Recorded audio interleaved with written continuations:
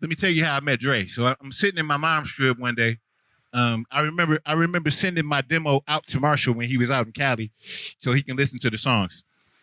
I get a call one day. My dad comes in the room and says, "Ryan, it's the Dr. Dre on the phone for you." I'm like, who? So I answer the phone. I'm like, hello? Yo, what's up? It's Dre. I'm like, wow. I love that when everyone tells their story. What's up? It's Dre. So he basically said Marshall played my shit for him and he feeling my shit and he was like, would you be down to come out here and work with us? I was like, hell yeah. So I went out to Cali and we started working on the Chronic. Chronic 2.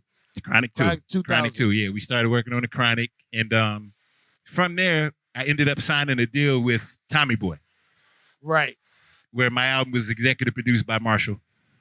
And, you know, my career that was a big money deal, right? That was the deals that are hard to come by these days. Yes, sir. They forked over a large stack of cash. They did. What did you do? Before the there's a version of Explosive where you on the hook. The Way I Be Pimpin'. The Way I Be Pimpin', that floats around the real DJs. Like, if you hear a DJ play that, you're like, oh, you a real dude. Like, I'll play it right before I play Explosive. And it's the Explosive beat, but with him on the hook. I have no idea how these songs get out either. Nah, that's... Wait, so it was the same. Vital. It was the same verses with just Royce on the hook. Different verses. I never played a verse. I always just play his hook. They were the verses that I wrote. Yeah, that was like the first stab at that song that exists. Yeah. How many of the songs that ended up on the album did you work on or do things for? The Message with Mary J. Blige. Shit. Produced by Finesse, right? Laura Finesse and Dr. Dre. Yeah. So you wrote that record? Yes. That's pretty cool. It's cool, man. It's tight, I guess. So funny. We're doing this fun, stupid thing on the radio where we're trying to like count down the greatest rap songs of all time.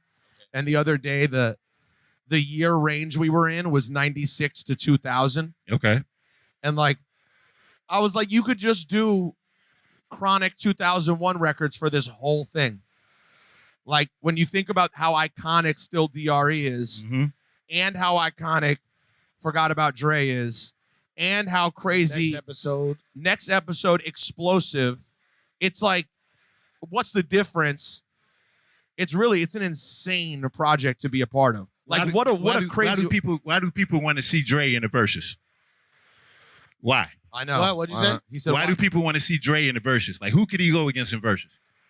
Nobody. The truth is he can't. It's impossible. Because even the other producers who I would argue are as talented, let's say, that they don't have the records that feel big enough to compete with those records. Puff is the only one. And I don't think who's the only one? Puff? Puff. I think as far as the songs that would come out and the part they played in hip hop history, those are the only two that would stand up against each other. Too much history. By the way, can you imagine if they did that? In all seriousness, how many tickets could they sell to a live Bad Boy Aftermath versus? You would have to have that at an arena. You could go. You might be able to go stadium. I thought they were doing Bad Boy So Def. That's one they talk about, which is cool. Don't get me wrong. That's a pretty good one too. Because people sleep on JD's catalog for sure. Definitely. Yeah, but they got JD Puff, is a monster. Puff would only do Bad Boy versus So Def because he knows Dre will never do it. But it really should be Bad Boy versus Dre Aftermath. Really? You think Dre would ever do something like that or no? I'm not sure. Honestly, I don't. So first of all, I've never met Dr. Dre. He's like my what's it called? What's the thing that white whale? He's my white whale in hip hop. I've never met him.